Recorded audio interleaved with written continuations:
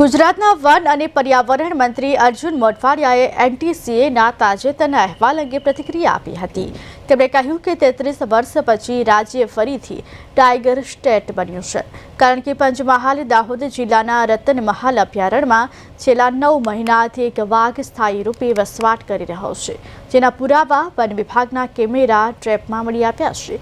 પ્રાથમિક અહેવાલ મુજબ ગુજરાતમાં હવે એક વાઘની હાજરી સત્તાવાર રીતે માન્ય થઈ છે, જેને કારણે રાજ્યમાં વાઘ વસવાટની ઇકોસિસ્ટમ મજબૂત થઈ રહી છે। મંત્રીએ વધુમાં કહ્યું કે વન વિભાગ ઇકોસિસ્ટમ વિકસાવવા તમામ પ્રયાસો કરી રહ્યો છે અને આગામી દિવસોમાં જરૂરી પગલાં લેવામાં આવશે, જેથી બિગ કેટની ઇકોસિસ્ટમને વધુ મજબૂત બનાવી શકાય। ગુજરાત સરકાર આ માટે પૂર્ણપણે કટિબદ્ધ છે। વાઘ હતા અને વાઘની વસ્તી પણ પૂરતી હતી, પરંતુ કાળક્રમે વાઘનું અસ્તિત્વ ગુજરાતમાંથી મટી ગયું હતું।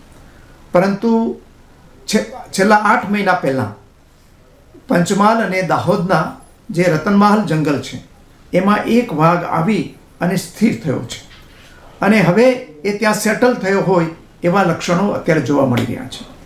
એના પછી ભારતની નેશનલ ટાઈગર કન્ઝર્વેશન ઓથોરિટી છે, એમણે એક અભ્યાસ સમિતિ મોકલી હતી અને અભ્યાસ સમિતિએ પ્રાથમિક અહેવાલ તૈયાર કર્યો છે અને એ અહેવાલ મુજબ અત્યારે ગુજરાતની અંદર એક વાઘની વસ્તી બતાવેલી છે।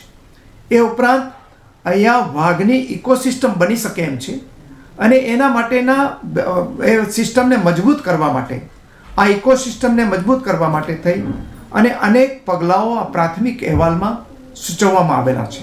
આ અંગે ઓફિશિયલી કોઈ પત્ર એનટીસીએ મારફત વન વિભાગને મળ્યો નથી, પરંતુ આ અહેવાલ મળેલો છે અને એ પ્રમાણે ગુજરાત સરકારના વન વિભાગ જે છે એણે અગાઉથી જ કેટલાક પગલાઓ લઈને અહીંયા જે ઇકોસિસ્ટમ ડેવલપ થાય એ માટે પ્રયત્ન કરી રહી છે।